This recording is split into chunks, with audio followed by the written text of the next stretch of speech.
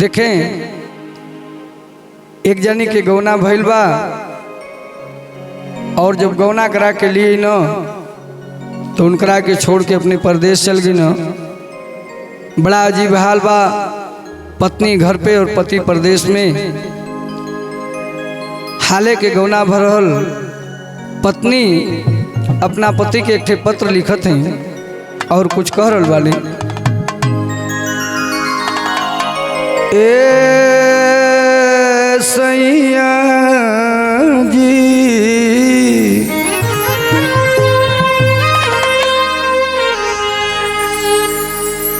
प्रीतम प्रीत लगाई के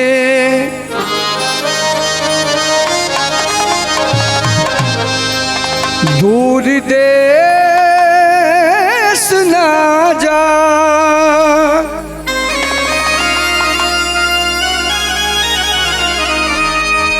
बसो हमारी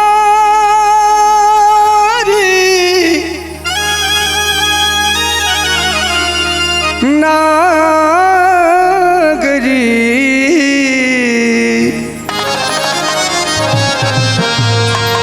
मैं मांगू तू खा,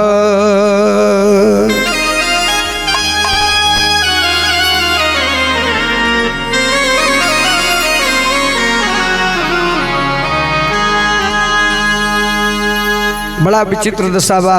कह रहे कि 16 सिंगार के 16 सिंगार के जो हतानी रहिया गुलरी के फूल भइल बलमा सिपहिया। गुलरी के फूल भइल बलमा सिपहिया, गुलरी के फूल भइल। 16 सिंगार के 16 सिंगार के जो हतानी रहिया गुलरी के फूल भइल बलमा सिपहिया। गुलरी के फूल भइल बलमा सिपहिया, गुलरी के फूल भइल।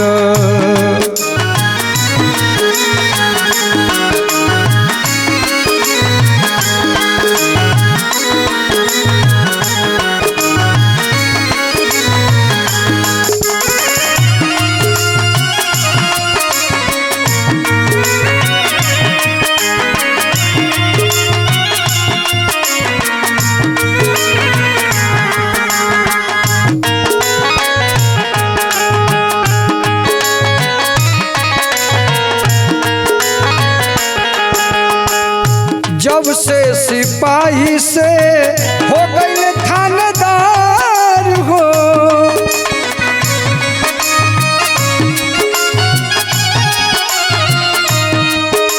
हाँ राजा जी भुला गईले सुधिया हमार हो।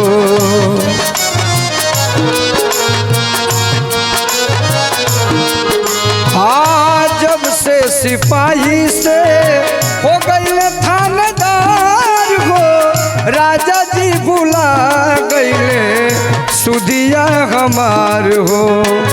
जाने भगवान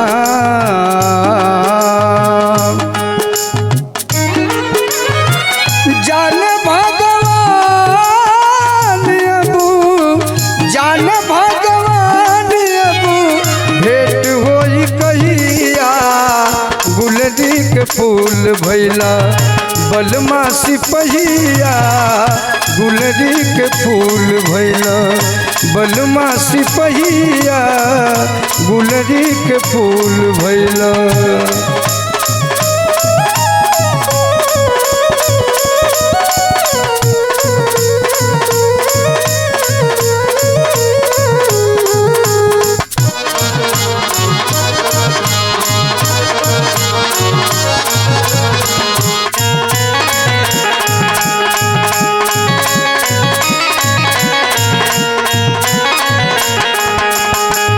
मेहदी छूटल नहीं हथवा के हरदी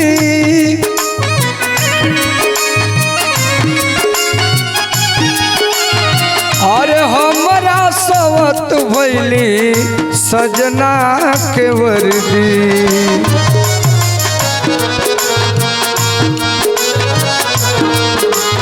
हाँ मेहदी छूटल नहीं हथवा के हरदी हमरा सवत भैली सजना के वर्दी चली कैसे गाड़ी चली कैसे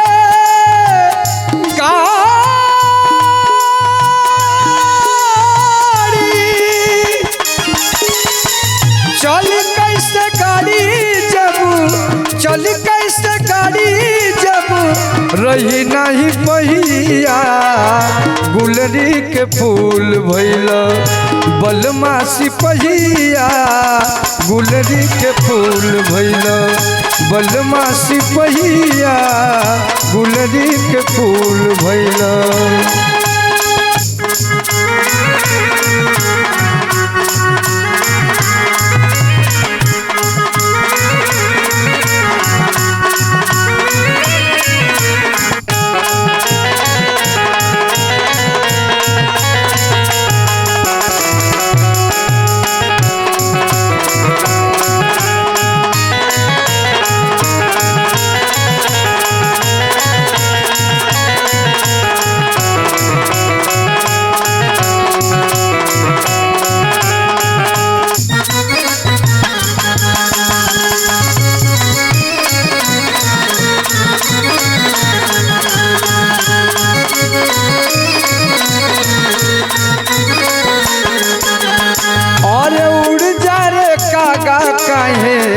उचरे लजंगला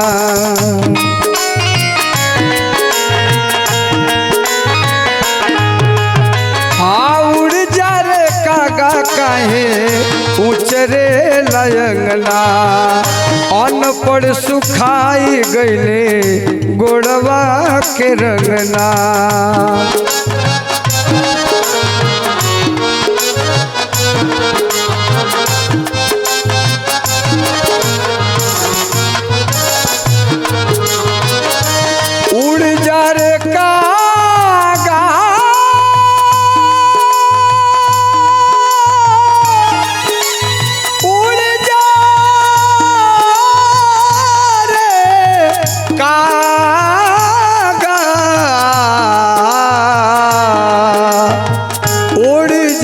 कागा कहे उचर लयंगना अनपढ़ सुखा गईले गोड़वा के रंगना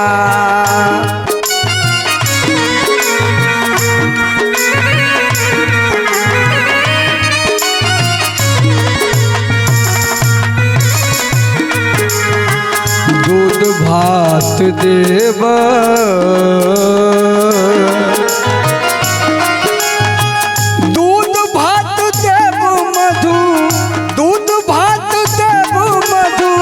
मनोज मिली है जहिया गुलरी के फूल भइल बलमा सिपहिया गुलरी के फूल भइल बलमा सिपहिया गुलरी के फूल भइल 16 सिंगार कके 16 सिंगार कके जो हतानी रहिया गुलरी के फूल भइल बलमा सिपहिया गुलरी के फूल भइल बलमा सिपहिया गुलरी के फूल भइल बलमा सिपहिया गुलरी के फूल भइल।